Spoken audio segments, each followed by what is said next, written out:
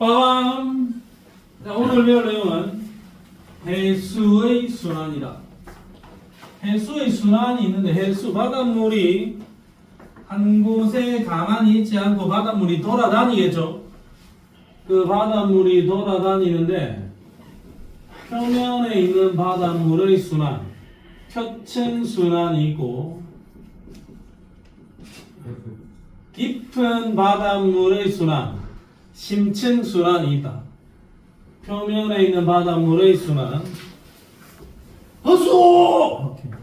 그 다음에 심층 순환이다. 표층 순환은 바람 때문이고 심층 순환은 밀도 때문이다. 이렇게 우리가 생각을 우선 해놓으면 됩니다.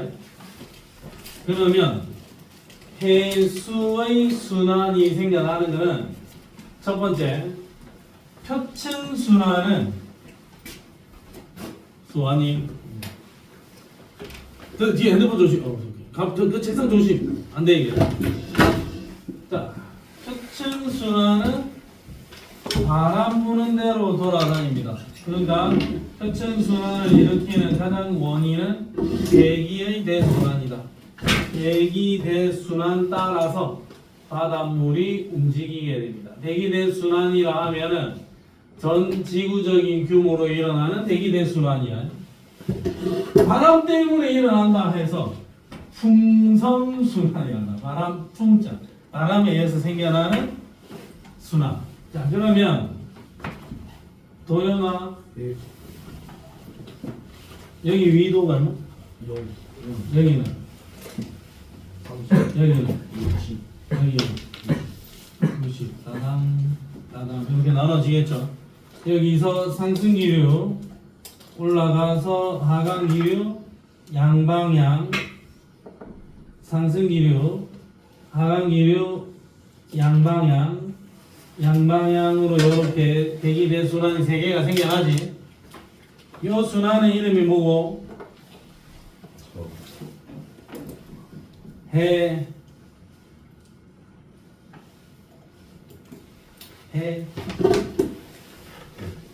아니 해풍이 아니고 간지나다. 해풍. 이거 헤들리 순환. 헤들리 순환. 요 순환의 이름은 페렐 순환. 요 순환의 이름은 극순환. 헤들리 순환, 페렐 순환, 극순환. 이렇게 세 개의 순환이 생겨나고 위도 30도에서 0도 쪽으로 바람이 불죠. 그러니까 위도 30도에서 0도 쪽으로 바람이 부는데 지구의 자전에 의해서 생겨나는 전향력 때문에 이렇게 이어진다. 이렇게. 이게 무슨 풍?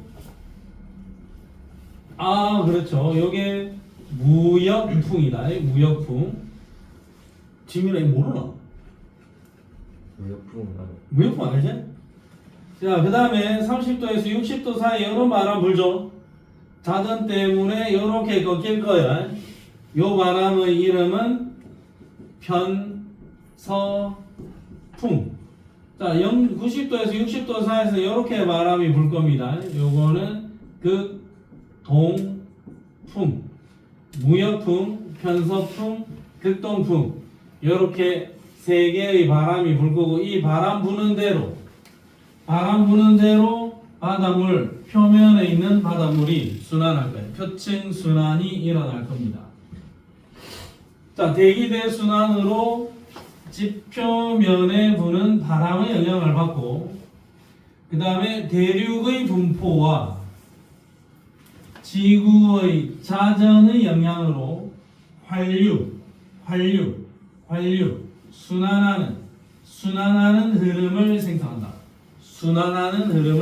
환류가 만들어진다. 어쨌든 표층 순환은 바람 때문에 생겨나는 거야. 바람 부는 대로 바닷물이 움직인다. 그게 표층 순환이다. 그럼 표층의 순환의 바닷물의 흐름을 표층 해류라 할 거고 동서방향의 해류, 남북방향의 해류가 생겨날 거야. 자, 그러면 동서방향의 무역풍 대 편서풍 대 남북 방향의 대양의 서안, 동안 이렇게 구분을 짓는데 일단 무역풍대하고 편서풍대를 먼저 보면 자, 북반구 기준으로 먼저 생각합시다. 북반구 기준에서 요런 무역풍 불죠. 요런 무역풍. 자, 요런 무역풍이 부니까 이 바람 따라 요 바닷물이 요렇게 흘러간다고. 이게 북적도 해류. 남반구 지역에서는 이런 무역풍이 분다고. 그럼 이 바람 따라 요렇게 흘러가는 바닷물 남적도 해류. 요 바닷물의 흐름은 북적도 해류. 그 다음에 편서풍이 요렇게 불고 있죠. 이 바람 때문에 요런 바닷물의 흐름이 생겨나네. 바람이 이렇게 부니까 바닷물이 이렇게 흘러간다. 북태평양 해류. 그 다음 여기서는 바람이 이렇게 부니까 바닷물이 이렇게 흘러갑니다. 바람 부는 대로 바닷물의 흐름이 보인다 이거죠. 그 다음에 바람 부는 대로 무조건 다 쓸려가는 건 아닙니다. 바람이 불어서 가다 보면 자, 여기는 바람 불어서 이쪽으로 잘 왔죠? 바람 때문에 북적도해로 잘 왔는데 이쪽에 동남아시아 쪽에 여기 땅에 막혔잖아요. 그럼 더 이상 갈 수가 없으니까 여기서 꺾여서 이렇게 올라간다. 이렇게. 그러면 잘 가다가 대륙에 막혀서 이렇게 꺾여서 올라가죠. 남쪽에서 북쪽으로 이렇게 흘러가고 있지. 그러면 저위도 지역에서 고위도 지역 따뜻한 동네에서 찬 동네 쪽으로 바닷물이 흘러가니까 이 흐름은 난류가 흐릅니다. 그리고 대양의 태평양의 대양의 서쪽 연안이야. 서쪽 대양의 서안에서는 대체로 저위도에서 고위도 저위도에서 고위도로 난류가 흐릅니다. 자, 그 다음에 그럼 이렇게 잘 올라왔다. 그러면 편서풍 영향을 받아서 이쪽으로 꺾이겠죠? 그럼 꺾이면 여기 미국, 아메리카 대륙의 영향 때문에 요 바닷물이 이렇게 밑으로 다시 흘러갈까 이가. 그러면 대양의 동안, 동쪽 연안에서는 고위도에서 저위도로 찬물이 이렇게 불어 내려올 거야. 그럼 여기는 한류가 흐릅니다. 고위도에서 저위도 쪽으로 한류가 흐릅니다. 가장 근본적인 표층 해류의 발생 원인은 바람이다. 바람 때문에 잘 흘러가다가 대륙을 만나면 얘가 꺾이기도 한다. 그리고 잘 흘러가다가 바람 때문에 여기 대륙을 만나면 꺾이기도 한다. 그리고 잘 왔다가 꺾였다가 바람 부는 대로 잘 왔다가 꺾였다가 그럼 이렇게 뱅글뱅글 돌겠죠. 이런 뱅글뱅글 도는 흐름을 환류 순환한다 해서 환류를 형성한다. 이렇게 아까 요 위에서 표현을 했습니다. 지구 자전의 영향, 대륙의 분포와 자전의 영향으로 환류를 형성한다. 어쨌든 무역풍 지대에서는 동쪽에서 서쪽으로 흘러갈 거고 편서풍 지역에서는 서쪽에서 동쪽으로 흘러갈 거고 그 다음에 일반적인 태평양 기준에서 대양의 서쪽 연안에서는 저위도에서 고위도, 동쪽 해안에서는 고위도에서 저위도로 바닷물의 흐름이 생겨날 겁니다. 자, 여러 가지 흐름들이 있는데 이 흐름들을 다 외워야 될까 말아야 될까 그에 대한 고민은 앞으로 두고 한번 해보세요. 나는 안 외워도 된다고 생각했던 사람인데 명실고등학교 신재훈 지금 대학교 한 3학년쯤 되는 자식인데 그 자식이 지구과학 시험 치기 전에 선생님 이거 다 외워야 되겠습니까? 라고 나한테 묻더라고. 만 미쳤냐 이걸 어떻게 다 외워? 외우지 마 했는데 명실고등학교 지구학생이 아직 있나 모르겠네. 요거 괄호 이거 써야 돼. 정답 카나리아 해류였습니다. 정답이. 저거를 다 외워야 될지 말아야 될지는 우리가 판단할 수가 없어요. 그러니까 그 학교 선생님 수업 상황을 보고 선생님이 이거 외우라 하는지 이 정도는 안 해도 된다라고 하는지를 잘 보라고. 자, 근데 이거는 내가 한번 볼게. 위도 0도에서 30도 사이에 무역풍 불죠. 그러면 북쪽도 해류가 이쪽으로 쭉 흘러갈 겁니다. 남반구 지역에서는 여기 무역풍이 불 거니까 남쪽도 해류가 이렇게 쌀 흘러갈 거야. 그러면 적도 부근에서는 북반구에 있는 바닷물도 왼쪽으로 서쪽으로 흘러가고 남반구에 있는 바닷물도 서쪽으로 이렇게 흘러갈 거란 말이야. 무역풍이 부니까. 그래서 엘니뇨 라니냐 이야기할 때도 무역풍이 세졌냐 약해졌냐를 이야기했잖아요. 그럼 도영아, 네.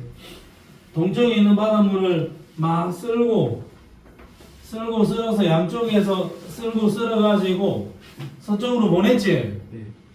그러면 동쪽보다 서쪽의 바닷물의 높이가 어떻게 했냐? 높아요. 높겠죠. 그러면 내가 높이를 표현을 해보면 자, 이쪽은 바닷물이 높고 동쪽은 바닷물이 낮겠죠. 그럼 높은 데 있는 이 바닷물이 흘러서 동쪽으로 흘러가 버린다. 높이가 높으니까. 높은 데서 낮은 데로 흘러내려간다고. 높이가 높은 데서 낮은 쪽으로 흘러가는 이 흐름이 요 흐름이야. 요 흐름. 바람은 이쪽으로 불고 있는데 바닷물의 흐름이 동쪽으로 가고 있는 흐름이죠. 요 흐름이 적도 반류. 여기서 올라오는 거 이거 쿠로시오 해류, 북태평양 해류, 캘리포니아 해류, 알래스카 해류, 북대서양 해류, 카나리아 해류, 남대서양 환류, 남적도 해류, 동오스트레일리아 해류, 페루 해류 이런 걸 다 외울지 말지는 그 학교의 수업 상황을 보라. 그리고 나서 나중에 차차 외울지 말지를 고민을 하라. 지금은 원리만 일단 이해를 하면 되겠습니다. 알겠습니까? 조영아, 네. 설마 지금 막 외울 건 아니죠 이거? 네. 이거 다 외우지는 말아요. 자, 그러면 이 그림에서 우리가 하나를 기억을 할 거는 뭐냐면, 자, 이 그림에서 북반구 지역에서 여기 0도에서 한 20도 정도 되는 이 지역을 뭐라노? 열대지방이라고 하겠죠? 여기 억수 더운데 여기가 열대지방일까 이거? 그러면 한 30도, 40도 여기는 열대지방은 아니잖아요. 30도. 요 지역을 아열대지방이라 할 거거든. 만약 여기가 열대라면 여기가 아열대지방이라고. 그럼 그 포인트는 뭐냐면 북반구 지역은 아열대지방에서 이렇게 가서 내려간다. 남반구 지역은 와서 내려간다. 그러니까 북반구 지역은 이렇게 돌고 시계 방향으로 아열대 순환이 생겨나고 남반구 지역은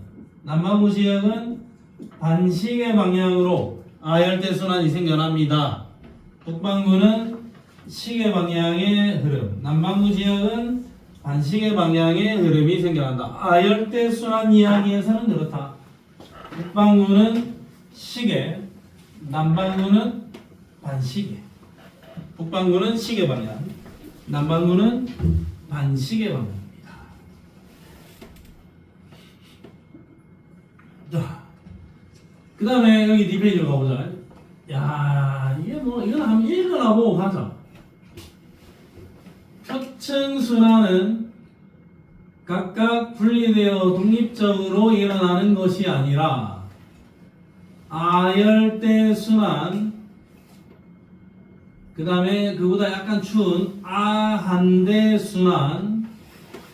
그 다음에 저 밑에 있는 남극순환, 그 다음에 대양간의 순환, 그러니까 태평양과 대서양, 대서양과 인도양, 대양간의 순환이 서로 연결되어 있다.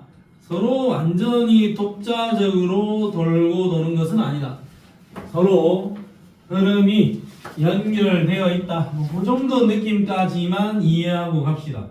그리고 북반구에서는 시계, 남반구에서는 반시계의 흐름이 생겨난다라는 정도까지 체크를 하고, 북반구에서는 아열대 순환이 시계 방향, 남반구에서는 시계 반대 방향의 아열대 순환이 생겨납니다. 와, 그 다음에 이거 뭐 어쩌고 이거는. 자, 이거 한번 보자. 자, 난 다 외우지는 않을 건데, 자, 우리나라 주변의 해류, 일단 이름은 조금 익숙해져야 될 겁니다. 이것도 근데 너가 상황을 봐야 돼. 저 밑에서 올라오는 거 이거 뭐고? 아주 큰 흐름, 쿠로시오 해류. 쿠로시오 해류. 그 다음에 쿠로시오 해류의 일부가 대한 해협을 지나 동해로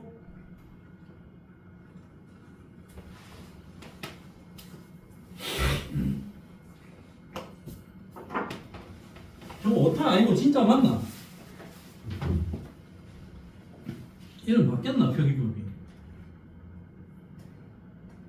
더 대만 난류 한번 검색해봐.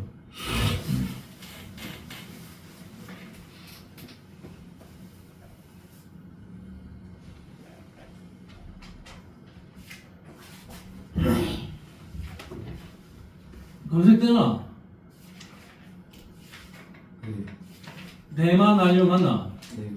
자, 그러면 쿠로시오 해류가 큰 흐름이 올라오다가 우리나라 대한해협 동해안 쪽으로 올라오는 요 흐름을 뭐라 하겠다? 대만안류. 자, 대만안류가 올라와서 얘가 동해안 쪽으로 올라가는 거 있죠? 요거 동한난류. 자, 얘가 올라와서 황해 쪽으로 올라가는 이 흐름 생기겠죠? 얘가 황해난류. 그 다음에 제주도가 있으면 제주도 서쪽에서 시계 방향으로 제주 해협을 흐르는 해류, 얘를 제주난류. 되니? 자, 그 다음에 저 위에서 러시아 연안을 따라서 쭉 타고 내려온 이 흐름 연해주 한류. 근데 러시아 타고 올 때는 연해주 한류인데 여기 북한을 끼고 이렇게 내려올 때죠. 이 흐름이 계속 이어지는 거잖아. 얘는 북한 한류. 자, 그 다음에 한반도 서쪽 연안을 따라서 이렇게 흘러내리는 거, 이렇게 흘러가는 거, 서안 연안류. 이렇게 이름을 붙여줄 겁니다. 그러면 요 이름을 어떻게 하지? 일단 외울까 아니면 놔둘까? 일단 여기 제주도 타고 도는 거하고 서안 연안류가 있을까 이가? 이거 지금 당장은 우리가 다 외울 수는 없겠죠? 이것도 수업 상황을 살펴봐야 돼. 근데 어쨌든 난류는 근데 이거 내면은 진짜 짜증나겠다. 저위도 지방에서 고위도 지방으로 흘러서 올라가는 아이들은 싹 다 따신물이다 해서 난류고, 위에서 밑으로 내려오겠다 이런 아이들은 전부 다 차가운 바닷물이 위에 있던 찬물이 내려온다. 이래서 얘들을 한류라 하겠다. 알겠니? 난류는 따신물이 위로 올라가는 거고, 한류는 고위도 지방에서 찬물이 밑으로 내려오는 거고. 그 다음에 중학교 시간에 여기서 이거 뭐라 돼? 여기 따신물과 찬물이 만났다. 땡땡 수역.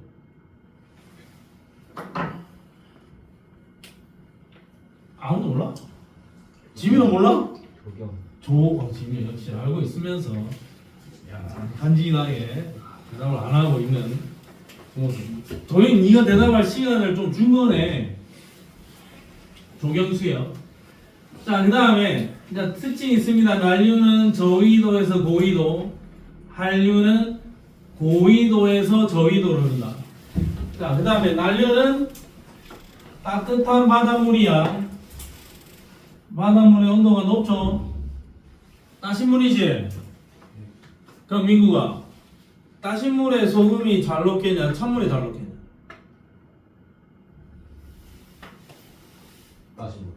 따뜻한 물이 잘 녹겠죠. 그러면 따뜻한 물에 아무래도 소금이 따신 물이 맞습니다. 따뜻한 물에 소금이 잘 녹으니까 따뜻한 물은 염분이 높을 거예요.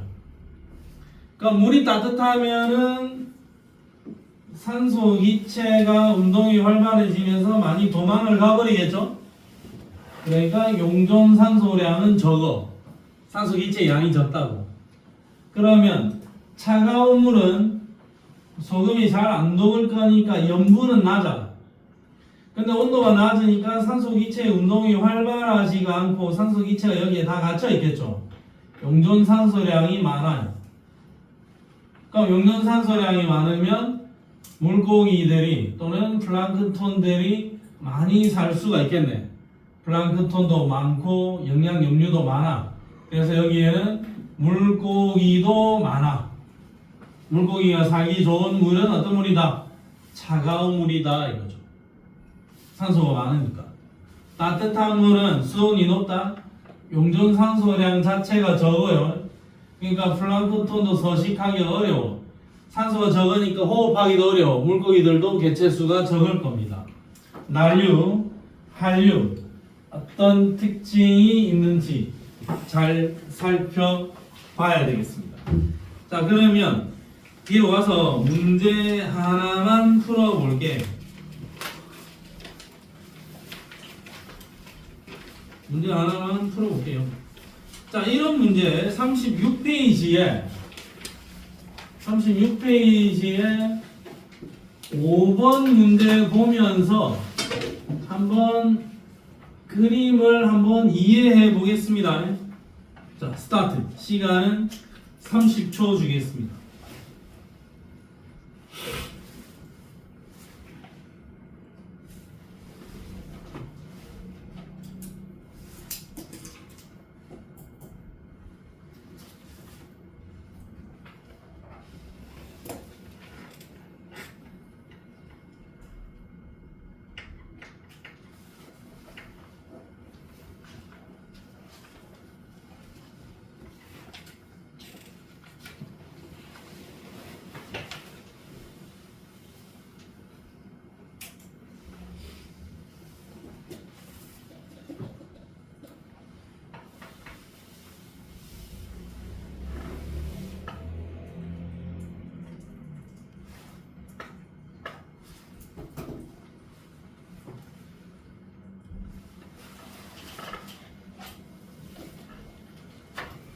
도영아, 네. 혹시 지민이하고 답이 같니? 네. 너희 몇 번? 6번. 2번. 민구가 몇 번? 6번. 수호 몇 번? 5번. 준우 몇 번? 6번. 민서 몇 번? 5번. 오케이. 왜? 자, A는 여기다. 오케이. 아열대 순환. 그 다음에 B는 반시계 방향으로 도는 아열대 순환. 둘 다 아열대 순환이고. C는 어디 있냐? C는 여기서 요리 바닷물이 움직이죠. 남극 순환 해류. 그럼 얘는 서쪽에서 동쪽으로 불어가니까 서쪽에서 불어오는 바람, 서풍의 영향을 받았겠네요. 구체적으로는 편서풍의 영향을 받았겠네요. 아열대 순환은 적도 라인을 기준으로 시계, 반시계 남반구가 대칭적으로 나타난다. 그리고 여기 화살표 혹시 보이니? 북반구 지역에 여기가 아열대 순환이잖아요. 그러니까 여기는 열대 순환이잖아. 요 라인에. 그럼 열대 순환의 요 그림에서는 얘가 북반구 지역을 놓고 보면은 얘 흐름이 일로 와서 내려와서 여기로 가고 요리 가죠. 그럼 북반구 지역의 열대 순환은 시계예요, 반시계예요? 반시계고 남반구 지역의 열대 순환은 시계 방향이 되겠죠. 북반구 지역의 아열대 순환은 시계 방향이고 남반구 지역의 아열대 순환은 반시계 방향이다. 그리고 지금 디귿 보기에서는 아열대 순환을 물어봤고 시계냐 반시계냐. 근데 북반구와 남반구는 그냥 대칭이다. 이 정도까지만 체크를 해도 되겠죠. 되겠습니까? 자, 오케이. 이 정도 됐다. 다 외워야 된다. 자, 그 다음에 27쪽, 29쪽으로 와봐. 자, 이번에는 표층순환이 아니고 심층순환이야. 표층순환이야. 바람 부는 대로 그냥 바닷물이 움직이는 건데, 심층순환은 바다가 이렇게 한 덩어리가 있다라고 치면 여기도 극지방의 바다고 여기는 적도지방의 바다다. 여기가 전부 다 바다 표면이고 여기서 심해로 들어가는 겁니다. 수심 3,000m, 여기는 수심 1,000m, 여기는 수심 2,000m 이렇게 되어 있는 이 바닷물의 거대한 흐름, 이게 심층순환이야. 그럼 심층순환이 생겨나는 것은 바닷물의 밀도다 이거죠. 자, 밀도를 결정하는 최대 변수는 수온과 염분이다. 언제 밀도가 크도록 온도가, 바닷물의 온도가 어떨 때? 높을 때, 낮을 때? 낮을 때 밀도 크죠? 수온이 낮을 때 밀도가 크지? 그 다음에 염분이 높으면 다른 물질들이 많이 녹아 있는 거니까 질량이 커지면서 밀도가 커지겠죠? 그럼 수온이 낮고 염분이 높으면 밀도가 크다 이거야. 수온이 낮으면서 염분이 높으면 밀도가 클 거야. 물론 수온이 높고 염분도 낮아지는 밀도가 낮은 바닷물도 있을 수 있어요. 그럼 어쨌든 수온과 염분에 따라서 밀도의 변화가 생겨날 거고, 그 밀도의 변화에 따라서 바닷물이 거대한 움직임이 생겨날 거다. 자, 그러면 제일 스타트 지점을 생각을 해보면 극지방은 대체로 바닷물의 온도가 어떠니? 온도가 낮죠? 딴 데보다 훨씬 낮죠? 그러면 극지방에서 냉각된 해수, 바닷물의 온도가 매우 낮을 거야. 민구가 낮으면 어떻게 되노? 밀도가 커지겠죠. 밀도가 커지면 이 물 덩어리가 서서히 가라앉을 수 있다고. 이렇게 가라앉을 거라고. 그러면 밀도가 커져서 가라앉는다. 극지방에서 밀도가 커져서 가라앉을 거야. 이게 침강이 일어난다라고 이야기할 겁니다. 자, 그러면 얘가 이렇게 가라앉으면 영원히 가라앉을 수는 없잖아요. 그러면 가라앉다 보면은 이 거대한 흐름이 요렇게 흘러올 겁니다. 요렇게 흘러올 겁니다. 근데 여기서 계속 가라앉아서 밑으로 보내니까 이쪽에 더 이상 갈 데가 없으면 여기서 위쪽으로 이렇게 솟아오르겠죠. 용승이 생겨나겠죠. 그럼 여기서 계속 밀어붙이니까 여기 있는 바닷물은 또 이쪽으로 흘러서 올라가야 되겠죠. 그럼 전반적으로 이렇게 흘러가는 바닷물들도 있을 거고 여기서 이렇게 흘러가는 바닷물들도 있을 거야. 그러면 저 위에 있는 극지방부터 적도지방까지 표면의 바닷물과 깊은 곳에 있는 바닷물 사이에서 거대한 이런 흐름이 생겨나겠죠. 이렇게 흘러오고 올라가고 이렇게 흘러가는 이 흐름이 생겨나겠지. 이런 흐름을 심층순환이라 할 거야. 그럼 첫 번째는 극지방에서 침강을 해. 그러면 얘가 저위도로 흘러가면서 천천히 상승을 해요. 그러면 상승한 해수는 다시 표층을 따라서 극지방으로 이동할 수 있다. 요거는 심층순환이에요. 그럼 이 심층순환을 결정하는 최대 변수는 수온과 염분이다 이거죠. 그래서 수온, 열의 양과 염분의 양. 그래서 이거를 열염순환이라고 하기도 한다. 잘 쓰지 않는 표현이야. 그냥 사실 열염순환 이거 안 써도 돼. 그냥 심층순환, 표층순환이야. 그렇게만 기억을 해 놓는 편이 좀 더 좋습니다. 자, 그러면 어쨌든 우리가 진짜로 실험을 해보면 이거 뭐 유튜브나 옛날에 뭐 중학생들 실험을 해보면 이거 똑같은 물인데 파란색 물 아주 차가운 물을 갖다 대가지고 여기다 부어보면 찬물은 진짜로 쫙 깔려서 밑으로 이렇게 흘러가. 쫙 이렇게 퍼져가. 차가운 물은. 근데 따뜻한 물을 여기다 부어보면 진짜 이렇게 흘러갑니다. 따뜻한 물은. 그러니까 차가운 물은 밀도가 크기 때문에 아래쪽으로 쫙 깔리는 게 맞아요.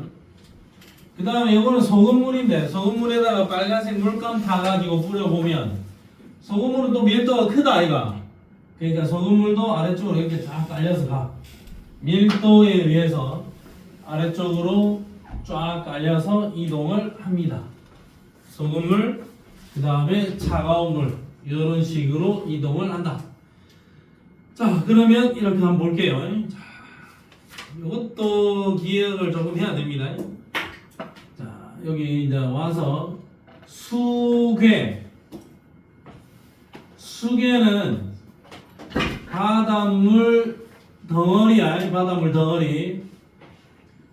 수온과 염분이 거의 같은 해수 덩어리. 마치 고기압, 저기압 할 때 공기 덩어리처럼 기단처럼 물 덩어리야.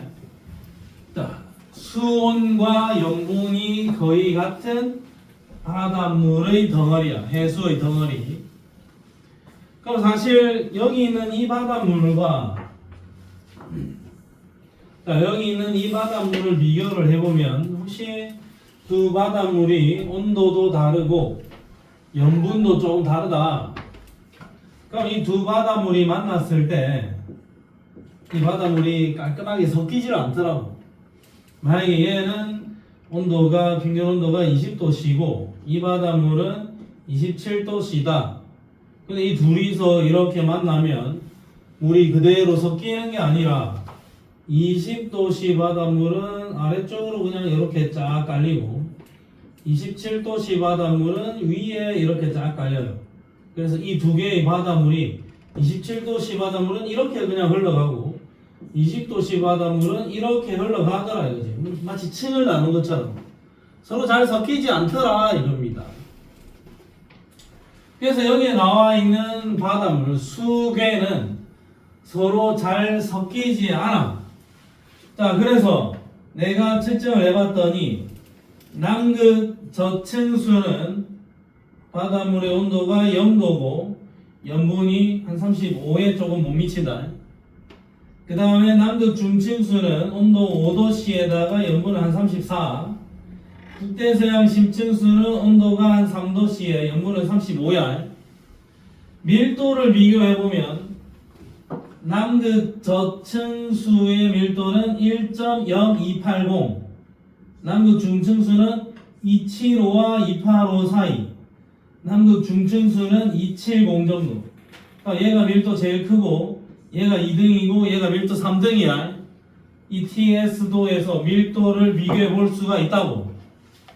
그러면 얘가 밀도 1등, 얘가 2등, 얘가 3등이야. 남극 저층수, 북대서양 심층수, 남극 중층수의 밀도가 달라요. 자, 근데 요거를 이제 어떻게 해석을 해야 되냐면 요거를 이대로 볼 게 아니라 굳이 수계의 성질해 가지고 심층순환은 표층순환에 비해서 매우 느리게 일어나니까 그 흐름을 우리가 직접적으로 눈으로 관찰하기는 어려우니까 수계의 성질을 측정을 해서 흐름을 추정하는 거야. 자, 그러면 요 세 개가 실제로 어떻게 움직이는지는 뒷페이지에 그림으로 자세히 설명이 나옵니다. 그림을 보자. 자, 그림을 보면 시험 문제가 나올 수 있습니다. 자, 먼저 요 세 개 먼저 해결을 할게요. 자, 남극 저층수,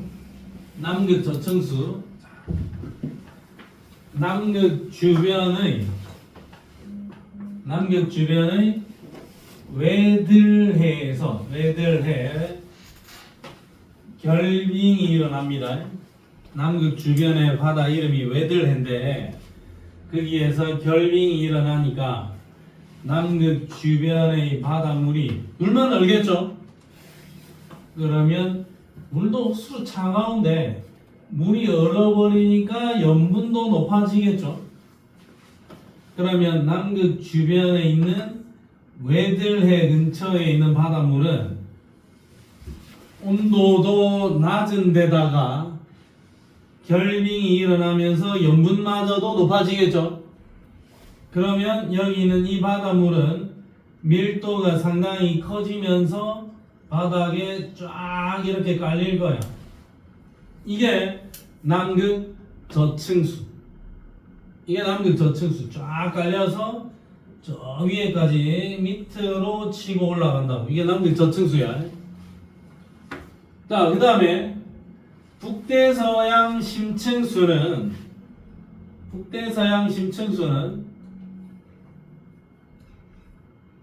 그린란드 남쪽에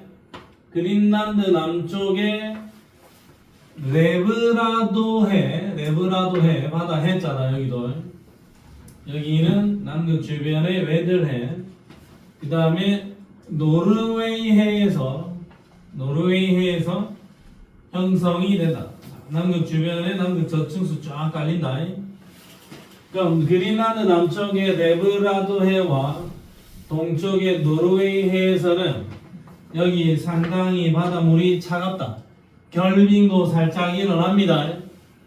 그럼 얘들도 깔아앉겠죠? 깔아앉아서 움직일 건데 북대서양 심층수와 남극 저층수를 비교해보면 남극 저층수의 밀도가 더 크다 이거지.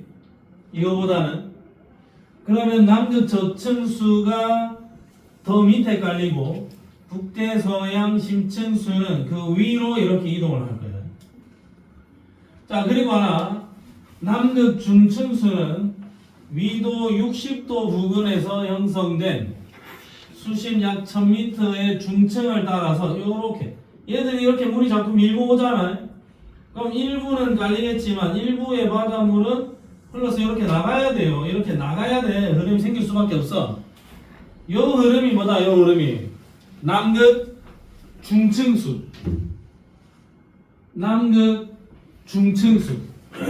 자, 요 흐름이 남극 중층수.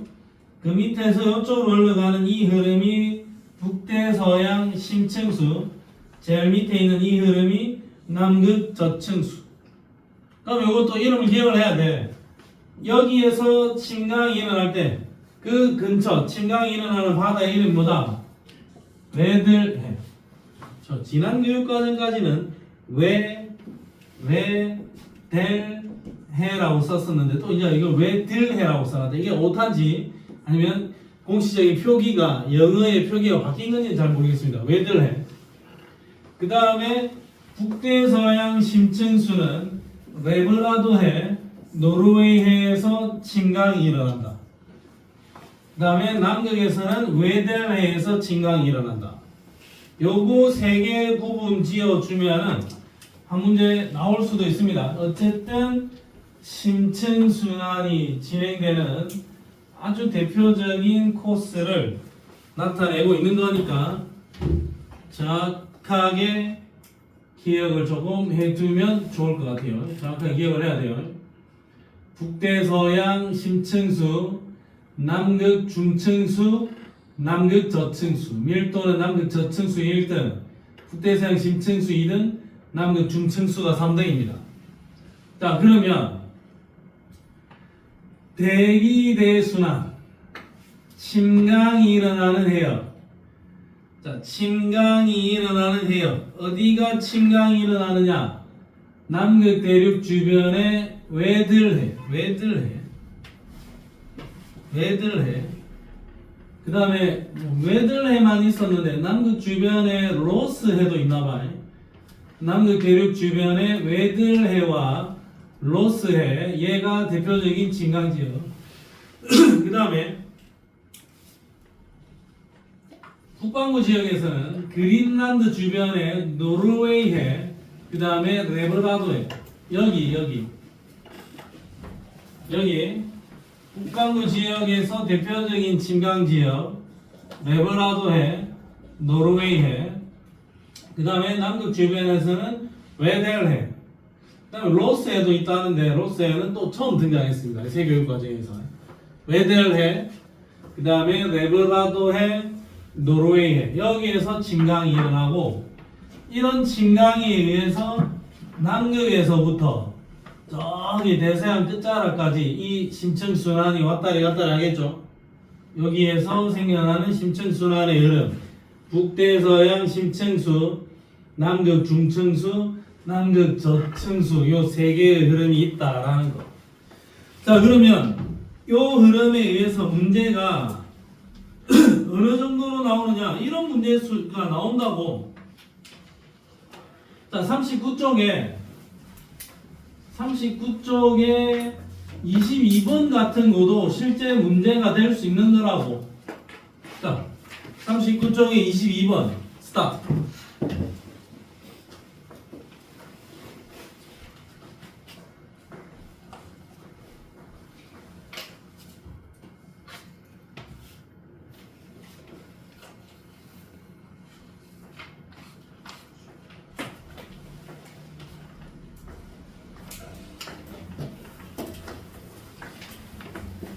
그리고 지민이랑 답이 같나? 모르겠어요.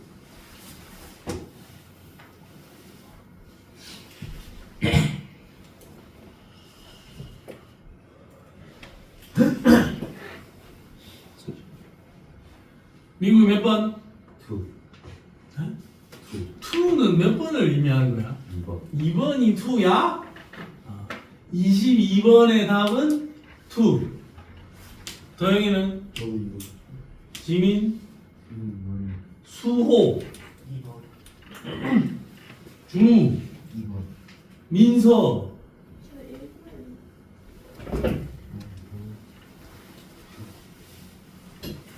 자, 우리 중앙고 친구 힘내라고 박수 한번 칩시다. 아, 괜찮아.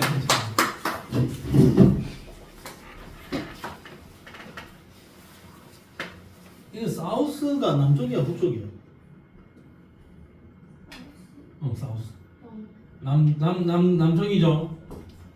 그럼 여기서 쫙 깔리는 이 흐름이 뭐고? 남극 저층수 인정. 그러면 북반구 지역에서 쫙 깔려서 흘러오는 이 B는 북대서양 심층수 인정. 그 다음에 남극 중턱에서 이렇게 깔리는 거, 얘는 남극 저층수 인정. 이거 그냥 외워야 돼. 알아야 돼요. 그러면 A는 중층사네. 중층수죠. 남극 저층수는 이거고, 이건 남극 중층수. 그럼 A는 남극 중층수이다. 그냥 기억국이 어때요? 틀렸습니다. 틀렸어. B는 북대서양 심층수죠. 저기 북반구 여기 무슨 해? 레브라도 해? 앤드 어디? 노르웨이 해. 레브라도 해, 노르웨이 해. 준우야, 뭐하니? 카톡하니, 이 새끼야, 게임하니, 미친 또라이, 새끼야, 돌아가지고 핸드폰 올려! 엉덩이에 놔두지 말고. 뭐했니? 어? DM, 다이렉트 메시지. 인 메시지, 인메. 인스타는 DM이라 하냐? 네. 페이스북은? 대회. DM 말고 또 DM이라 하나 없나? 인스타그램 말고는. 카톡은 뭐 하는데? 자, 여기는 북반구에서 침강하여 남반구로 이동하는 겁니다. 얘가 C가 C, B, A B, C 중에서 밀도가 제일 큰 놈은 누구요? C가 제일 크죠? C가 A보다 작다 했으니까 이거는 틀렸다. 정답 몇 번? 2번입니다. 2번일세. 민서 알고 있었는데 글자 하나 때문에 틀린 거 아닙니까? 맞죠? 가고 싶다고. 알았어, 오케이. 3초가 일시.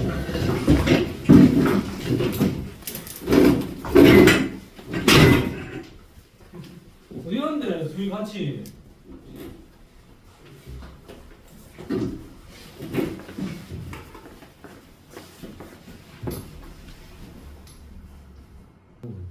자, 그러면 심층순환의 구체적인 예가 이제 이게 나와 있고, 그러면 이 해수의 흐름은 어떤 역할을 하느냐, 기후에 어떤 변화를 미치느냐.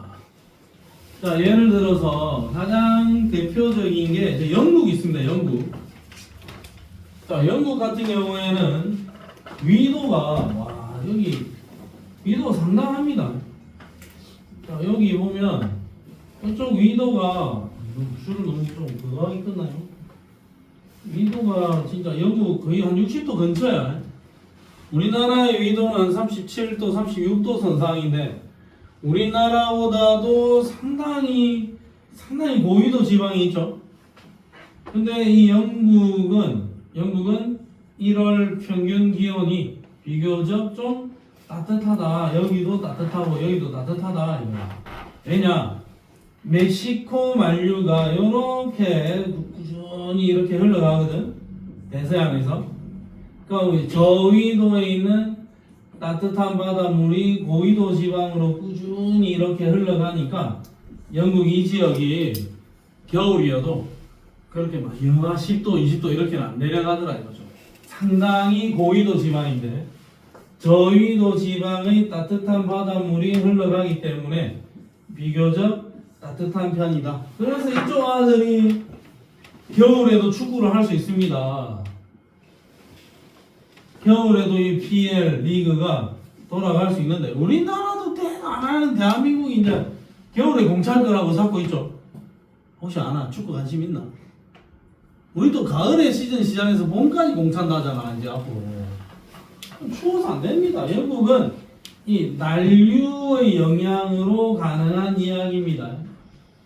그 다음에 한류는 예를 들어서 저 위쪽 동네에 있는 찬바닷물이 이렇게 흘러내려오는 바닷물이 있다면 이 동네는 굉장히 추울 수밖에 없습니다. 한류가 꾸준히 불어오면 추울 거고 난류가 꾸준히 불어오면 따뜻해질 거다. 흐름이 생겨난다. 그러면 상당히 따뜻하다 이거죠. 상당히 또 춥다 그런 이야기를 하고 있는 겁니다. 자, 그러면 이제 심층순환 볼게요. 자, 여기 이 문제가 나오면 너희는 화살표를 잘 봐야 된다. 화살표를. 자, 화살표를 잘 보세요. 이 그림에서 여기가 레브라도해, 여기가 노르웨이에다. 그린란드를 가운데 두고 서쪽 동쪽에 레브라도해, 그린란드해가 있는데 노르웨이 해가 있는데 얘네들의 색깔과 화살표를 잘 봐야 돼. 자, 여기를 보면 여기 양쪽이 다 공통적인 건데 표층순환은 이쪽으로 다가왔고 심층순환의 흐름은 빠져나가고 있죠. 맞지? 표층은 다가왔고 심층은 나갔다 이거야. 그러면 이 말이 뭐냐? 여기가 노르웨이해 또는 네브라도해 또는 웨델해 또는 로스해다 이렇게 되면 이 네 군데의 공통점은 표층에 있는 바닷물은 다가왔고 심층 순환의 흐름은 나간다 이거죠. 그럼 이 물이 다가와서 얘가 이렇게 되었기 때문에 이렇게 나가겠죠. 그럼 이 화살표를 보면 표층은 다가오고 심층은 나갑니다. 그러면 이 구역에서 바닷물은 침강이 일어나야 됩니다. 표층 순환이 다가와서 심층 순환은 나갔다. 그럼 여기 침강이야. 침강. 내를 끄진다고. 그러면 전체적인 이 흐름에서 침강의 대표적인 포인트 레브라도해, 노르웨이해, 남극 대륙 주변의 웨델해, 남극 대륙 주변의 로스해 요 네 개가 대표적인 침강 포인트야. 그러면 침강만 일어나는 게 아니라 여기서 나왔으면 솟아올라야 나갈 거 아닙니까? 그러면 여기 있는 흐름들 중에서 표층순환은 나가면서 심층순환이 다가오는 포인트들이 있을 거야. 표층순환은 나가고 심층순환은 다가온다. 그러면 여기를 봐라. 여기 이 동네를 가만히 살펴보면 심층순환의 바닷물은 다가오고 있죠. 요 화살표 요렇게 다가오고 있지. 그러면 심층순환의 바닷물은 다가왔다. 근데 여기서 보면은 표층순환의 바닷물은 나가고 있잖아. 이렇게 흘러서 나가잖아. 표층순환의 바닷물은 나가잖아. 그럼 이 동네는 심층순환이 다가와서 표층순환은 나간다. 그럼 여기서 솟아오르겠죠. 그럼 여기 이 근처에서 바닷물이 전체적으로 솟아오르는 포인트가 나타나겠죠. 그러면 심층순환의 이 흐름과 관련되는 문제를 볼 때는 그 문제의 색깔하고 그어져 있는 화살표의 방향을 잘 보고 여기서 침강이 일어날지 용승이 일어날지를 체크를 해야 된다고. 그러면 이 심층순환은 여기서부터 시작을 해서 이렇게 뭐 대서양을 지나서 남극 지나서 혹시 태평양도 흘러서 인도양을 거쳐서 다시 대서양으로 흘러서 이렇게 뭐 이런 흐름이 전체적으로 생겨나겠죠. 자, 여기서 출발해서 한 바퀴 돌아서 다시 오는데 한 1000년에서 한 1500년쯤은 걸린답니다. 한 번 순환하는데 1000년에서 1500년쯤 걸린다. 이게 심층순환이다. 자, 그러면 심층순환은 어떤 역할을 하느냐? 심층순환은 전 지구에서 일어나는 순환으로 거의 모든 수심과 위도에 걸쳐서 일어나니까 물질 순환, 에너지 순환. 제일 중요한 게 에너지를 수송해 줍니다. 저위도에 남는 에너지를 고위도로 올려 보내줍니다. 그래서 위도별 에너지 불균형을 해소시켜 줍니다. 위도별 에너지 불균형을 해소시켜 준다. 그 다음에 물질 공급, 용존산소를 공급해 준다. 이것도 아주 대표적인 거죠. 자, 여기 바다가 있으면 저기 심해에 사는 바닷물 수심 3000m에 사는 대왕 오징어 있을 거 아닙니까? 야도 숨을 쉬어야 돼. 야도 산소 기체가 필요하다고. 그럼 여기에 사는 대왕 오징어한테 산소 기체를 지금 여기 나와서 숨을 쉬고 들어갈 수는 없다고요. 그럼 여기 누가 산소를 공급해 주냐? 여기 레브라도해, 노르웨이해, 왜 될? 여기에서 공기 중에 산소가 여기로 흡수가 되겠죠. 그 산소를 들고 바닷물이 침강을 하면 지표 근처에서 흡수한 바닷물을 심해로 배달을 해주겠죠. 얘들이 산소를 흡수해서 심해로 빠져 들어가면 여기에 산소를 공급해주는 역할을 할 거야. 그러면 수심 3000m에 사는 대왕 오징어도 숨을 쉴 수가 있다. 호흡을 할 수가 있다 이겁니다. 그러니까 심층순환은 용존산소가 풍부한 표층 해수를 심해로 운반해서 심해에 산소를 공급하고 그래서 해양 생물이 살 수 있도록 해준다. 자, 그 다음에 심층순환의 이 흐름. 심층순환의 이 흐름이 있어야 표층순환도 생겨날 겁니다. 심층순환의 흐름이 있어. 얘들이 계속 밀어붙여야 애들이 갈 거 아니야. 심층순환의 흐름이 있어야 표층순환도 생겨날 거고 표층순환이 원활하게 잘 이루어져야 심층순환도 일어날 거라고. 그러면 심층순환이 약해지면 표층순환도 약해질 겁니다. 표층순환이 약해지면 뭔가 기후변화가 당장 생겨날 겁니다. 그럼 심층순환이 약해지는 경우에 예를 한번 들어볼게. 자, 봐라. 지금 여기 북극 근처나 남극 근처에서는 바닷물이 침강해야 되겠죠. 침강해서 얘가 이렇게 순환해야 될 거 아닙니까? 그러면 만약에 저기 북극 근처에 노르웨이 해하고 레브라도 해에 있는 바닷물이 지구 온난화로 인해서 평균 온도가 좀 높으면 지구 온난화로 인해서 바닷물의 온도가 좀 높으면 밀도가 낮아지겠죠. 그러면 침강이 잘 안 일어나겠지? 그러면 전체적인 이 심층순환의 흐름이 약해질 거다. 심층순환의 흐름이 약해지면 표층순환의 흐름도 약해질 수 있어. 그러면 저위도에 남는 에너지를 고위도로 이동을 못 시켜줄 수도 있다고. 그러면 전체적인 지구의 기후에 아주 큰 문제가 생길 수도 있다. 심층순환이 지구 온난화 때문에 심층순환이 약해질 수도 있다. 여러 가지 원인이 될 수가 있는 거야. 자, 그러면 요 그림은 어떤 놈? 영거 드라이 아이스 빙하기. 자, 빙하기죠.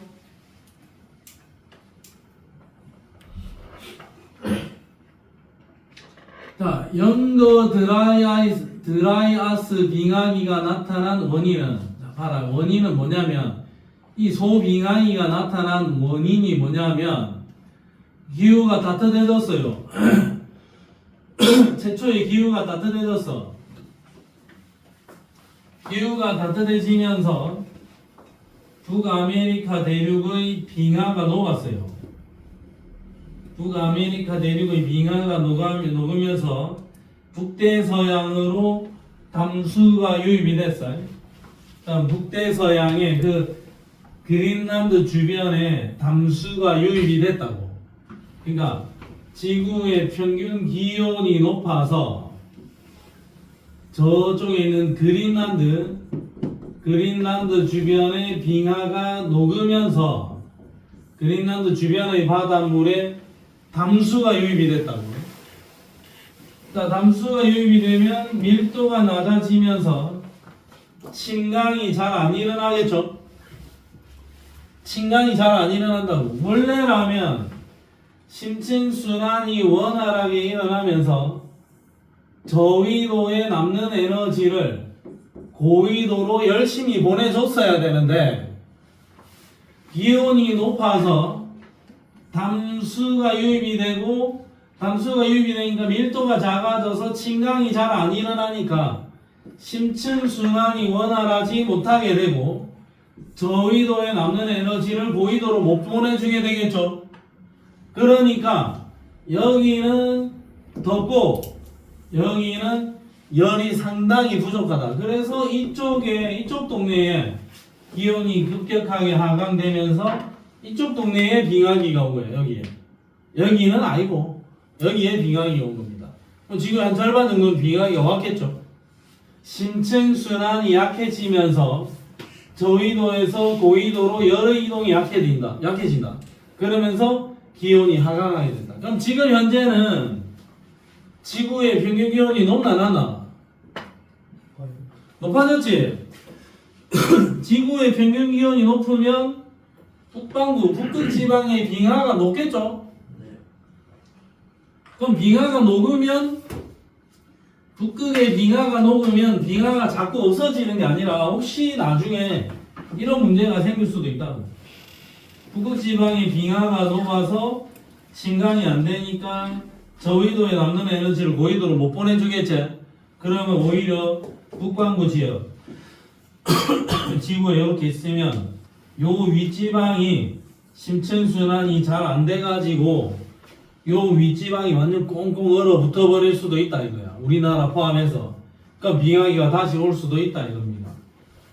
심층순환이 살짝 안 됐을 뿐인데 전체적으로 빙하기가 도래할 수도 있다. 그런 이야기를 살짝 하고 있는 겁니다.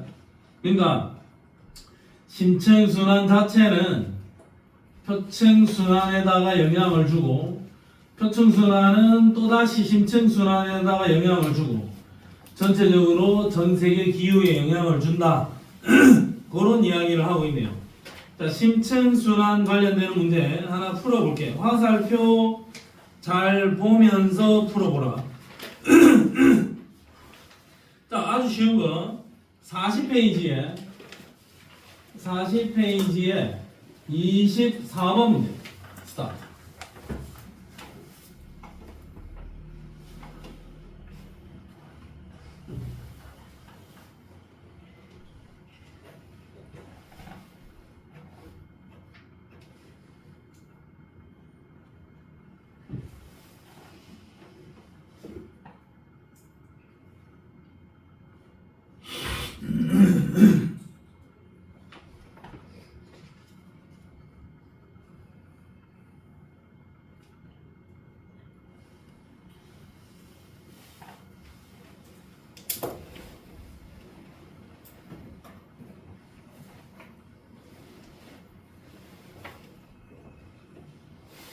둘이 답이 같나?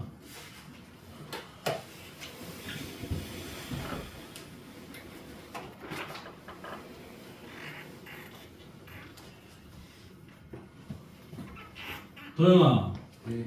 답이 나왔나? 네. 몇 번? 4번. 도영이 4번. 민국이? 2번. 민국이는 2번. 수호? 4번. 강준우? 오. 민서? 쥐민?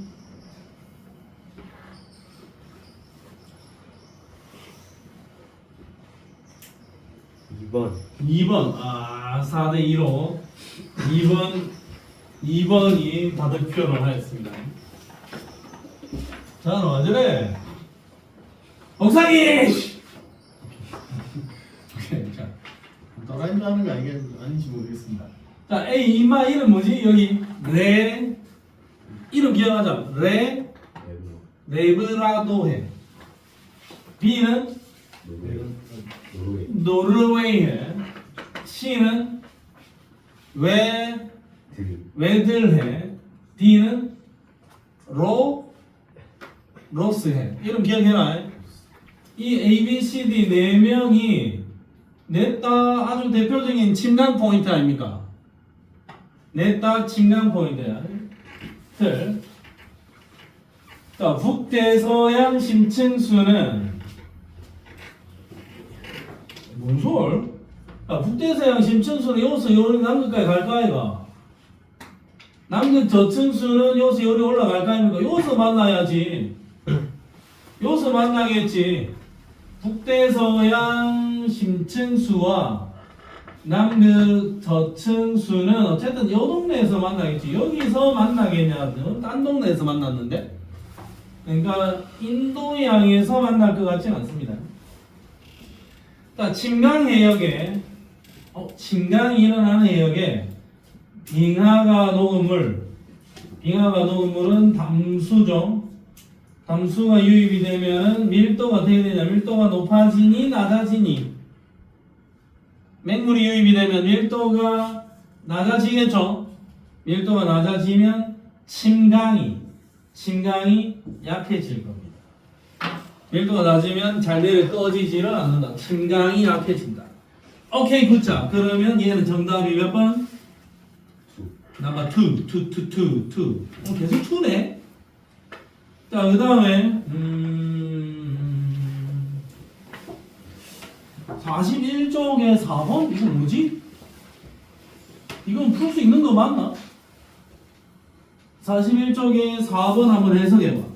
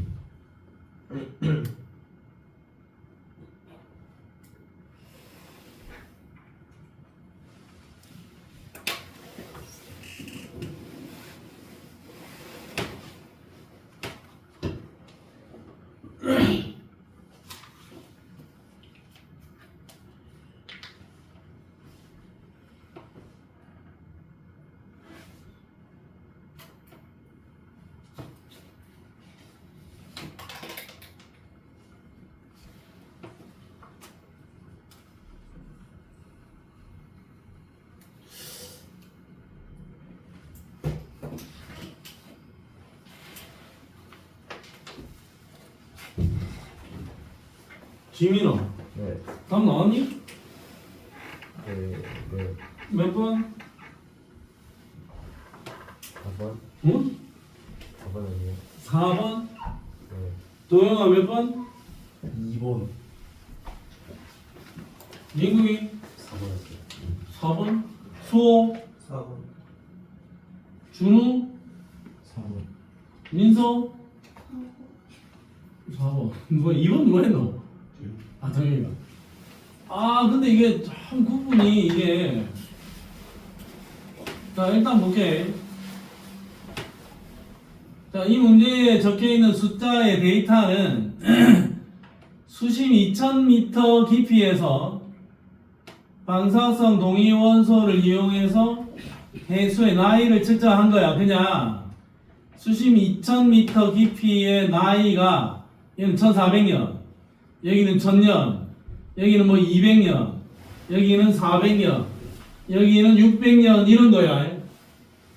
그러면 나이가 여기 태평양 쪽은 아들이 나이가 억수 많네? 표층에서 내려간 지가. 근데 대서양 쪽 여기는 나이가 아주 어리죠. 그러면 심층 해수의 나이는 북대서양이 태평양보다 많다. 대서양은 200, 400이고 태평양은 1400, 1200, 100이죠. 그러면 북대서양이 태평양보다는 많진 않지. 작지? 되니? 자, 그 다음에 디귿보기. 인도양으로 유입된 심층수의 일부는 표층수로 된다. 용승하여. 자, 인도양 여기죠. 자, 여기 나이가 어리잖아. 그러면 인도양 근처에서 보면 나이가 어리니까 표층에서 침강한 지 얼마 안 돼서 400년, 자, 요리 가면은 한 800년. 자, 요쪽은 한 1000년쯤 됐죠. 요렇게 흘러온 지가. 그럼 여기가 나이가 많다, 아이가. 그럼 여기서 0년에서 만들어져서 200년, 400년, 800년, 1000년이면은 여기서 이제 솟아오르겠죠. 그럼 인도양 이쪽에서 용승, 태평양 이쪽 동네에서 주로 용승이 일어나겠지? 그러면 디귿복이 인도양으로 유입된 심층수의 일부는 용승하여 표층수로 된다. 디귿복이 맞을 것 같아요.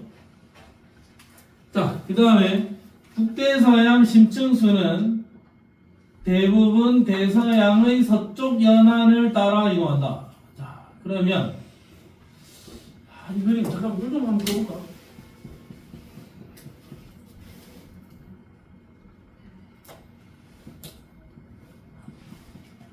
아, 참. 이거를 구분할 수 있습니까? 너무 키웠나?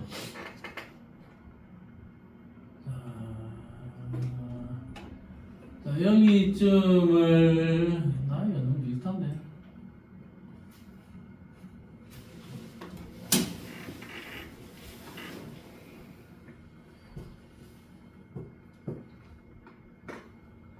그러면 일단 대충 북대서양의 심층수는 대서양의 서쪽 연안을 따라 이동한다. 이렇게 적어놨는데, 지민아, 니는 이걸 어떻게 판단한 거야? 이거 색깔 보고 했니? 이해요. 이거 앞에 있었던 거 같아요. 아니, 앞에 내용만 보고 한 거야.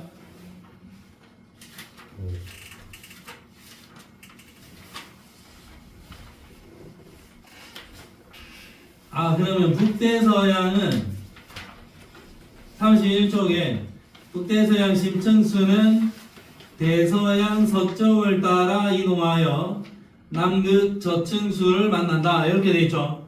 아, 이거 내용 보고 그냥 디귿, 니은 맞습니다. 이렇게 볼 수도 있는 거죠. 근데 제 레그라도 해가 서쪽에 있잖아요. 이번 거 여기 좀 보세요. 자, 그럼 이 그림을 다시 한번 보자. 그럼 여기 그린란드고 여기가 침강이 일어나는 포인트죠. 그럼 얘가 이렇게 흘러왔다고 치면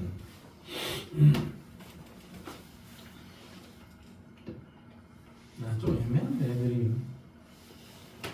여기 지금 400인데 400년 되는 게 그러면 여기가 200년이가 여기도 200년이가 그럼 여기는 400년 된 거가 여기도 400년이가 그림을 통해서 우리가 판단을 할 때는 여기 아무 때나 좀 있어라.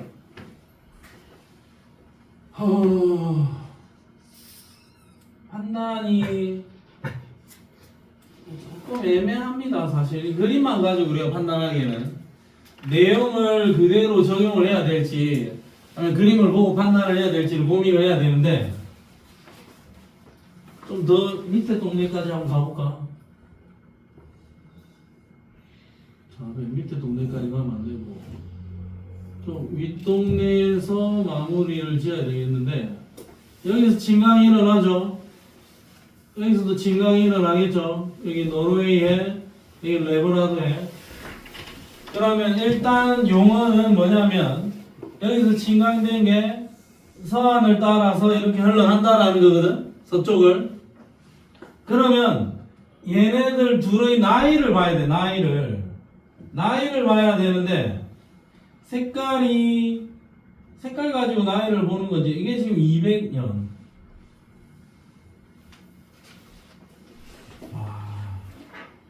나는 좀 애매하다. 그냥 이렇게 기억을 해라. 잠깐만. 여기서 서쪽 연안을 따라서 가거든.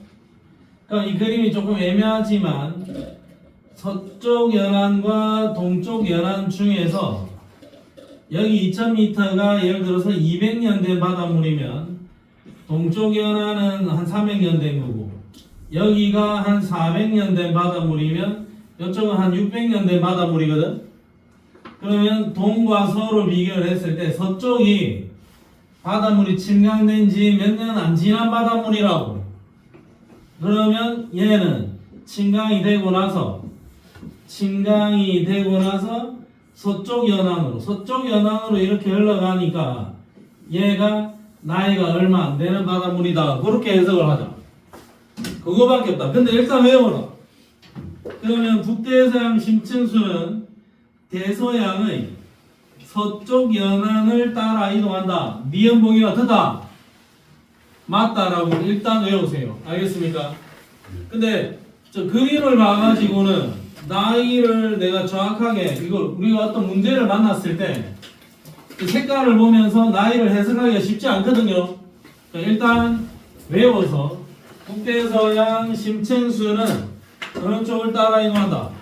서쪽을 따라 이동한다. 일단 그렇게 기억을 하자. 색깔 보고 해석한 건 아니지? 자, 오케이.